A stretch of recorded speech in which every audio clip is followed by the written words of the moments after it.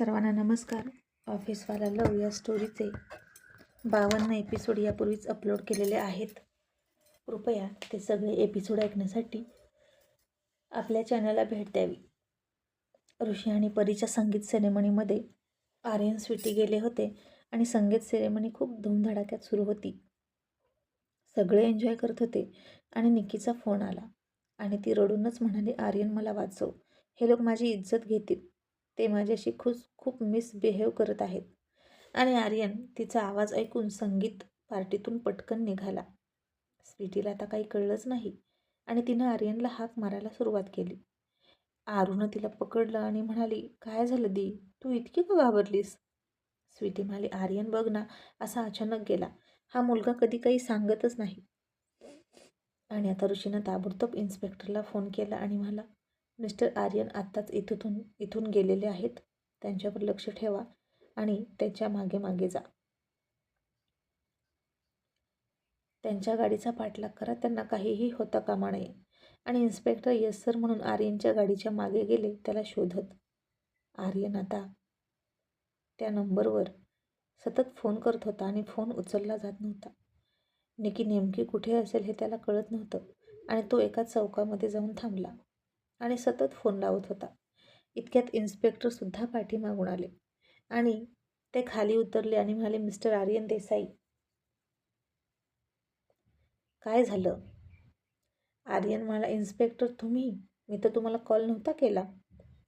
आणि इन्स्पेक्टर म्हणाले, तुम्ही आम्हाला काही नाही सांगितलं, पण आम्हाला फोन आला होता म्हणून आम्ही तुमच्या मागे आलोय. काय झालं? आर्यन म्हणाला, कोणाचा फोन आला होता तुम्हाला? आणि इन्स्पेक्टर म्हणाले, तिवारी सरांचा. एनिवे मॅटर काय आहे ते सांगा, मग आपण बोलूया. आणि ऋषीनं त्याच्या मागे पोलीस पाठवले हे ऐकून आर्यन थोडा गप्प झाला आणि म्हणाला, इन्स्पेक्टर माझी फ्रेंड आहे आणि तिचा आत्ता मला अननोन नंबरवरून फोन आला होता. नक्कीच तिच्या जीवाला धोका आहे म्हणून मी निघालो आहे आणि आता कळतच नाही की ती कुठे आहे, कारण फोन लागतच नाही. इन्स्पेक्टर म्हणाले, तो नंबर इकडे द्या. आणि कंट्रोल रूमला इन्स्पेक्टरने फोन करून तो नंबर कोणत्या एरियामध्ये आहे ते बघायला लावलं आणि समोरून उत्तर येईपर्यंत इन्स्पेक्टर आर्यनला म्हणाले, मिस्टर आर्यन, जेव्हा अशी क्रिटिकल कंडिशन असते तेव्हा काय करायचं असतं तुम्हाला कळत नाही का? अहो, आम्हा पोलिसांना काय काम आहे? तुम्ही आम्हाला का बोलला नाही? आता तुम्ही कुठेही एकटे शोधत बसला असता हा नंबर, आणि तोपर्यंत तुमच्या फ्रेंडला काही झालं तर? आणि आर्यनच्या लक्षात आलं की असं आपण एकटंच रावडी बनून कुठेही जाऊ शकत नाही, पोलिसांची मदत ही घ्यावीच लागते. आणि आता तो प्रांजळपणे स्वतःची चूक कबूल करत म्हणाला, सॉरी इन्स्पेक्टर, पण मला काहीच सुचलं नाही. आणि इतक्यात इन्स्पेक्टरला फोन आला आणि तो एरिया कोणता आहे हे कळलं आणि इन्स्पेक्टर म्हणाले, कम ऑन मिस्टर आर्यन, आमच्या मागे या. असं म्हणून आता इन्स्पेक्टर आणि आर्यन दोघेही त्या दिशेने गेले.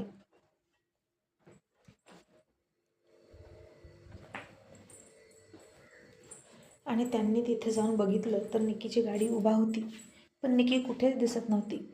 आर्यन आता घाबरला. इकडे तिकडे त्यानं शोधलं तर निकीचा ड्रायव्हर तिथेच अस्ताव्यस्त होऊन पडला होता.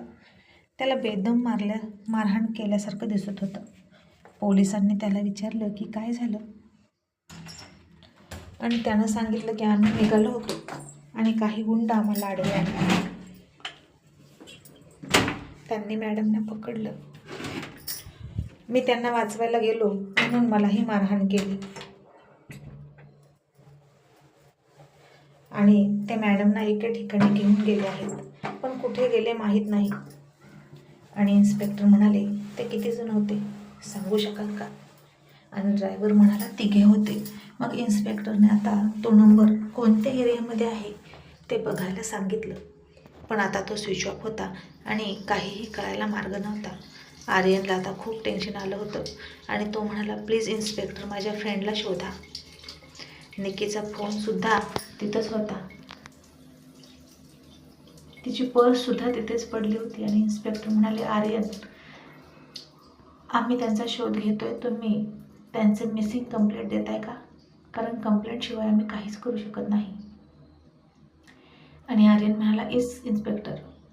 मग पोलीस स्टेशनला जाऊन आर्यन कंप्लेंट देऊन आला आणि तो पुन्हा संगीत सेरेमनीमध्ये आला. आता तो घाबरलेला होताच आणि खूप टेन्शनमध्ये होता. ऋषीनं त्याला बघितलं आणि म्हणाला, काय झालं मिस्टर आर्यन? तुमची फ्रेंड तुम्हाला सापडली का? आर्यन आता काहीच नव्हता बोलत आणि ऋषीनं इन्स्पेक्टरला फोन लावला आणि त्याला विचारलं आणि सगळं कळलं ऋषीला तिकडून. आणि ऋषी इकडून इन्स्पेक्टरला ऑर्डर देत म्हणाला, इन्स्पेक्टर, मिस निकी चोप्रा सापडल्या पाहिजेत आणि त्यांना काहीही होता कामा नये, अंडरस्टँड? आणि त्यानं फोन ठेवला आणि पुन्हा काही वेळातच स्वीटीच्या फोनवर फोन आला, त्याच नंबरवरून. आणि आता त्यावेळी फोन होता आर्यनच्या जवळ आणि स्वीटी तिथे नव्हती. तो अननोन नंबर होता आणि आर्यन म्हणाला, स्वीटी तुझा फोन. स्वीटी म्हणाली, कोण आहे? आर्यन म्हणाला, अननोन आहे. स्वीटी म्हणाली, मग राहू दे, नको घेऊस. आणि आर्यनने फोन कट केला आणि पुन्हा वाजला. आणि मग आर्यन आता फोन घेतलाच आणि समोरून एक व्यक्ती त्याच्या करड्या आवाजात म्हणाली, मॅडम, काम झालं आहे. तुम्ही म्हणाला तसं निकी चोप्राला उचलली आहे. आता पुढे काय करायचं ते बोला. आणि हे ऐकलं तसं बसलेला आर्यन पटकन उठून उभा राहिला आणि यानं परी आणि ऋषीसोबत हसून बोलणाऱ्या स्वीटीकडे थक्क होऊन बघितलं. आणि त्याच्या डोळ्यात स्वीटीविषयी खूप अविश्वास दिसत होता.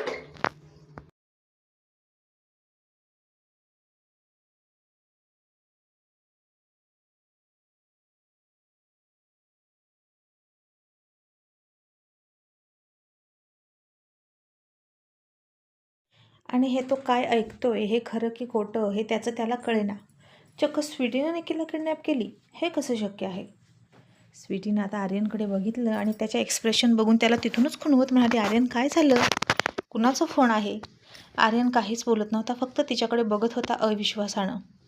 आणि आता स्वीटी त्याच्या जवळ आली आणि आर्यन तिला म्हणाला, स्वीटी तू इतकी खुश का आहेस? आणि स्वीटी काहीच न समजून म्हणाली, म्हणजे तुला काय म्हणायचं आहे आर्यन?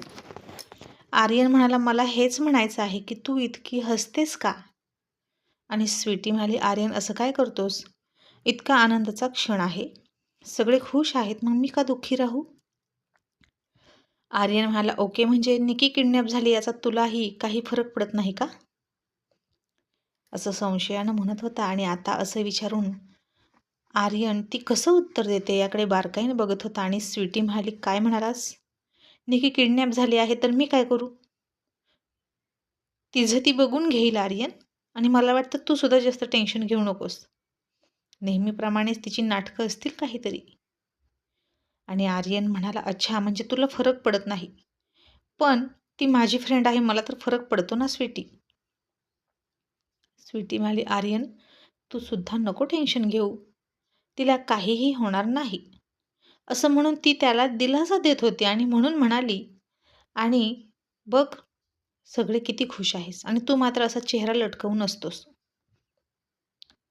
आणि आर्यन तिला म्हणाला, स्वीटी तुला इतका कसा कॉन्फिडन्स आहे ग की तिला काहीच होणार नाही?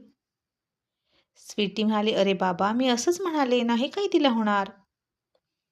आर्यन म्हणाला, म्हणजे नक्की तिला काही होणार नाही जोपर्यंत तिचा किडनॅपर त्या गुंडांना ऑर्डर देत नाही तोपर्यंत, असंच ना?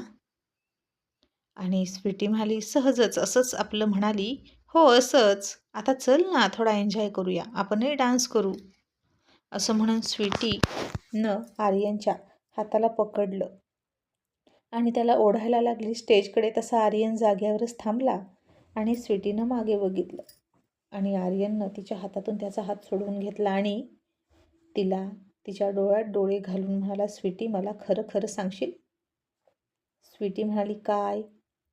आणि आर्यन म्हणाला, स्वीटी निकी कुठे आहे? आणि स्वीटी म्हणाली, कमॉन आर्यन, मला कसं माहीत असेल? ती मला सांगून थोडीच गेली आहे का की मी तिला किडनॅप करायला सांगितलं आहे? तसा आर्यन प्रचंड ओरडला आणि म्हणाला, हो हो, तूच तिला किडनॅप करायला सांगितलंस. तसं आता त्याचा आवाज इतका जोरात होता की सगळ्यांनी तिकडे बघायला सुरुवात केली आणि त्याच्या त्या मोठ्या आवाजाने स्वीटी त्याच्याकडे थक्क होऊन बघत होती आणि म्हणाली, आर्यन, मी असं काहीही केलं नाही. मी का असं करेन? आर्यन म्हणाला, स्वीटी, आत्ताच किडनॅपरचा फोन आला होता तुझ्या फोनवर. ते म्हणत होते की असं तो बोलणार इतक्यात तिथं ऋषी आला आणि म्हणाला, व्हॉट्स द प्रॉब्लेम? मिस्टर आर्यन, तुम्हाला काही समजलं आहे का? आणि आता आर्यनला जाणवलं की आपण कुठे आहोत आणि आता जर हे सगळं सांगितलं तर स्वीटीला अटकच होऊ शकते, असाही विचार त्यानं केला. कारण हा कॉल म्हणजे खूप मोठा पुरावा होता स्वीटी विरोधात. आणि या मूर्ख मुलीनं असं का वागावं हे आर्यनला कळेना. इतकीच निकितीला आवडत नाही का, जी ती या थराला गेली, चक्क तिला किडनॅप केली? आणि आता स्वीटी पुन्हा म्हणाली, आर्यन बोल ना, तू काय म्हणत होतास की मी निकीला किडनॅप? तसं आर्यननं तिच्या हाताला पकडलं, तिला ओढतच गाडीकडे घेऊन गेला आणि गाडीचा दरवाजा उघडून तिला आतमध्ये बसवलं आणि स्वतः ड्रायव्हिंग करत राहिला. आणि आता सगळेच थक्क झाले त्याचं ते वागणं बघून.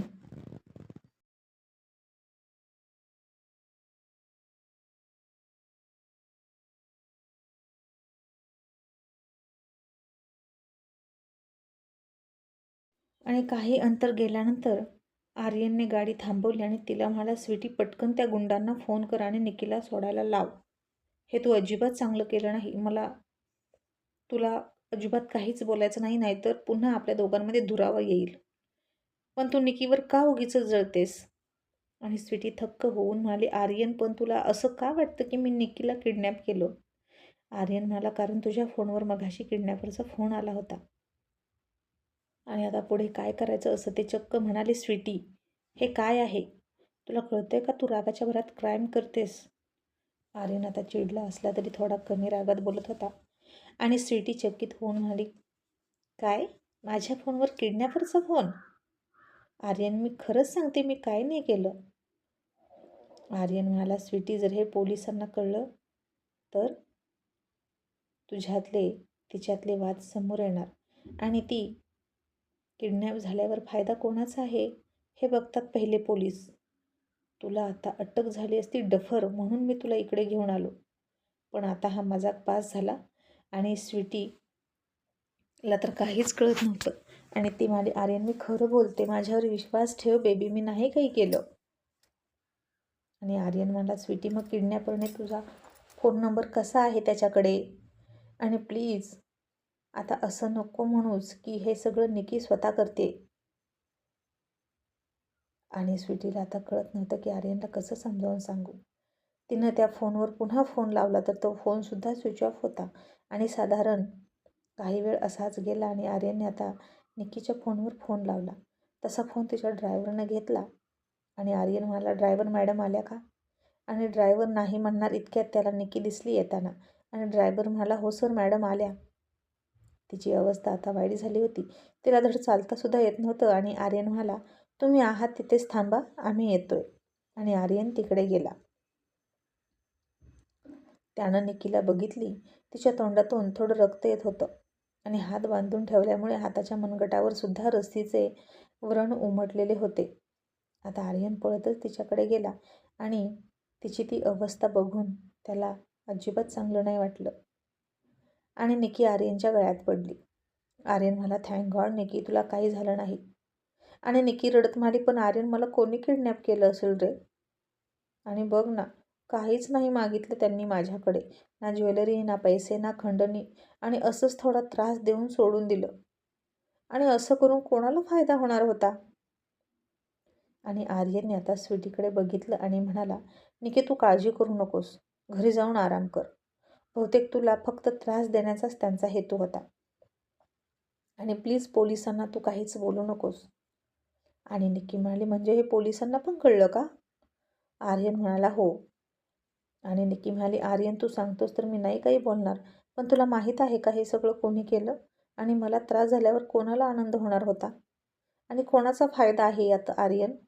असं म्हणून चालाक निकीनं आर्यनच्या मनात स्वीटीविषयी संशय उत्पन्न केला आणि त्याच्या डोक्यात संशय घातला. आणि आर्यन विचार करत म्हणाला, निकी, सोड ना ते. तू व्यवस्थित आहेस ना? पण प्लीज फक्त पोलिसांना काही सांगू नकोस. असं म्हणून आर्यन स्वीटीला घेऊन घरी आला. घरी गेल्यानंतर निकीनं ड्रिंकचा ग्लास भरला आणि हसूनच म्हणाली, अब क्या करोगी मिसेस दिव्या आर्यन? आज कसे लव बाईट घेशील तुझ्या पियाजीकडून? कारण आता तो तुला खूप बोलणार. कारण मी किडनॅप झाल्यावर कोणाचा फायदा आहे आणि कोणाचं माझ्यासोबत पटत नाही हे त्याला चांगलंच माहीत आहे. आणि सगळ्यात जास्त मास्टर स्ट्रोक म्हणजे तो फोन.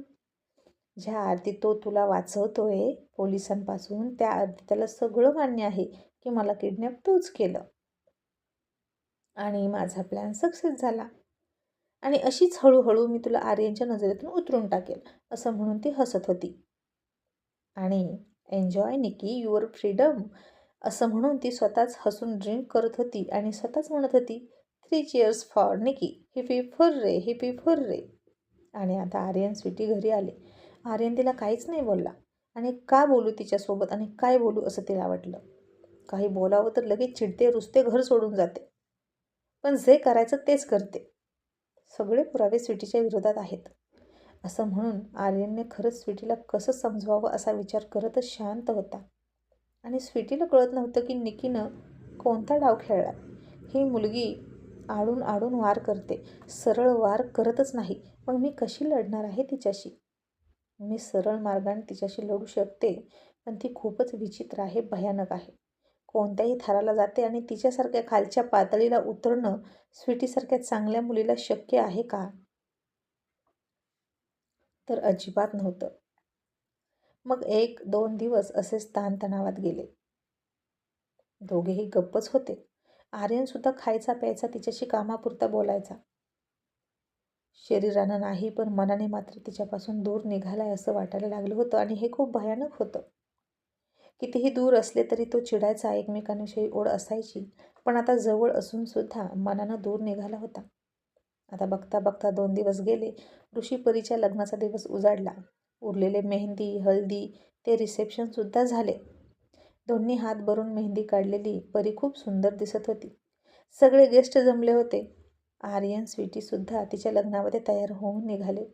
स्वीटीचा गळ्यातला हात सोडला होता, पण पाठीमागं तो वळत नव्हता आणि ती आर्यनला म्हणाली, आर्यन माझं मागचं हुक लावून दे ना. आणि आर्यन म्हणाला, स्वीटी तू ड्रेस चेंज कर. स्वीटी म्हणाली, अरे असं काय करतोस, हा चांगला नाही का? आणि आर्यन पुन्हा नाराज होतच म्हणाला, नाही हा चांगला, तू चेंज कर. म्हणजे आता आर्यनला तिला हातही लावायचा नव्हता का? इतका रूढ वागत होता तो. आणि 2 दिवस झाले तिच्या जवळही आला नव्हता. आणि मी तुझी खाली वाट बघतोय असं म्हणून तो गाडीमध्येच जाऊन बसला सरळ सरळ. आणि लवकरात लवकर हे प्रोजेक्ट पूर्ण करावं, निकीसोबतचं कॉन्ट्रॅक्ट तोडावं असं त्याला वाटलं. कारण स्वीटीचं वागणं बदलत चाललं होतं. त्यामुळे स्वीटीनं काहीतरी वेगळंच करू नये अशी भीती त्याला वाटत होती. रागाच्या भरात तिच्याकडून खून वगैरे झाला तर तिचा तर, ओ माय गॉड, असं म्हणून आर्यन आणखीन काळजीत पडला. मग स्वीटी आली आणि ड्रेस चेंज करून आली होती. आणि मग त्यानं तिच्याकडे बघितलंही नाही. तू छान दिसतेस असंही म्हणाला नाही. दोघेही लग्नामध्ये गेले. आता लग्नामध्ये पाहुण्यांपेक्षा पोलीस फोर्स जास्त होती. लग्नासाठी सुद्धा आले होते आणि सिक्युरिटीसुद्धा होती. विवेकनं खूप छान तयारी केली होती लग्नाच्या सेटची. आणि आर्यन आधी परीला भेटायला गेला. तेव्हा परीची तयारी सुरू होती. तिच्या डोक्यावर बिंदी ठेवली होती आणि वरून चुनरी टाकली. त्याचवेळी आर्यन गेला आणि परीला बघून तो तिला डोळे भरून बघत राहिला. आणि एक क्षण त्याचेही डोळे भरून आले. लग्नाचा लाल जोडा घातलेली परी खूप ब्युटिफुल दिसत होती. आर्यनला बघितलं आणि तिनं त्याला जवळ यायला सांगितलं. तिचेही डोळे पाणावले. तसं त्यानं तिच्या डोळ्यांना हात लावला आणि म्हणाला, नो नो, रडायचं नाही, नाहीतर मेकअप खराब होईल. पण माझ्या फ्रेंडला इतक्या मेकअपची गरजच नाही. इतकी ब्युटिफुल आहे ती. आणि आतासुद्धा परी त्याला म्हणाली, चिकू तू हॅप्पी आहेस ना? आणि आर्यन थांबला. एक दीर्घ श्वास घेऊन म्हणाला, येस, आय एम हॅप्पी. मग आता सगळे बाहेर फॅमिली फ्रेंड जमले होते. ऋषीसुद्धा शेरवानीमध्ये खूप सुंदर दिसत होता. आणि तो स्टेजवर येऊन थांबला. आणि मुलीला बाहेर घेऊन या अशी अनाऊन्समेंट झाली आणि ऋषी परीला आणण्यासाठी आतमध्ये निघाला. आणि त्यानं बघितलं की समोरून आर्यन परीला उचलून घेऊन येतोय. ऋषी परत आला. मग आर्यननं तिला तिच्या जागेवर बसवलं. लग्नाचे विधी सुरू झाले आणि अस्मिताचे डोळे भरून येत होते पाण्यानं. विवेकसुद्धा थोडा थोडा रडत होता आणि तो विचार करत होता की जर शेवटी हेच होणार होतं तर मी कशासाठी पहिल्यापासून दोघांच्या लग्नाला विरोध केला. नियतीने मला धडा शिकवला आणि त्यातच माझ्या मुलीचे पाय गेले. मला जर आधीच माहीत असतं की तिला ऋषीसोबतच लग्न करावं लागणार आहे आणि तिचा जोडीदार ऋषीच असणार आहे तर मी इतका विरोध केलाच नसता. खरंच माणसाला त्याचं फ्युचर आधीच कळालं असतं तर किती बरं झालं असतं. मग आता ऋषी आणि परीनं बसून काही विधी केले आणि आता फेरे घेण्याची वेळ आली. आता सगळ्यांना वाटलं की ऋषी तिला उचलून घेणार आणि मग फेरे घेईल. तसंच ऋषीनं तिला उचलून घेतलं आणि त्याचे असणारे काही फेरे जे होते ते पूर्ण केले आणि सगळे त्यांच्या अंगावर फुलं टाकत होते. आणि आता परीची वेळ आली समोर येण्याची. मुलगी पुढे आणि मुलगा मागे असे ते फेरे घेणार होते आणि ऋषी तिच्या मागे असणार होता आणि ऋषीनं चक्क परीच्या सांगण्यावरून परीला खाली सोडली आणि परी दोन्ही पायांवर उभा राहिली. त्याच्या हातात हात दिला आणि फेरे काढायला लागली. सुरुवातीला कुणाच्या लक्षात नाही आलं, पण जसं सगळ्यांच्या लक्षात आलं तसे सगळ्यांचे डोळे आश्चर्यानं वाचले आणि त्यांच्या अंगावर पुष्पवर्षाव करणारे हात जाग्यावर थांबले आणि सगळे फ्रीज झाले. आणि हे आपण काय बघतोय? परी चक्क चालते, तिचे पाय व्यवस्थित आहेत. हा चमत्कार आहे की काय, की स्वप्न आहे असं वाटून विवेक, आर्यन डोळे चोळून चोळून बघत होते. आणि सगळेच थांबले होते आणि ऋषी आणि परी मात्र फेरे घेत होते. विश्वास न बसून आर्यनने स्वीटीचा हात पकडला घट्ट आणि म्हणाला, स्वीटी हे खरं आहे का गं? मी काय बघतोय? जे तू बघते तेच बघतोय ना मी. परी चालते की काय तिच्या पायावर? स्वीटीसुद्धा थक्क होऊन म्हणाली, हो आर्यन. आता सगळेच शॉक असतानाच त्यांचे फेरेसुद्धा पूर्ण झाले. लग्न पार पडलं.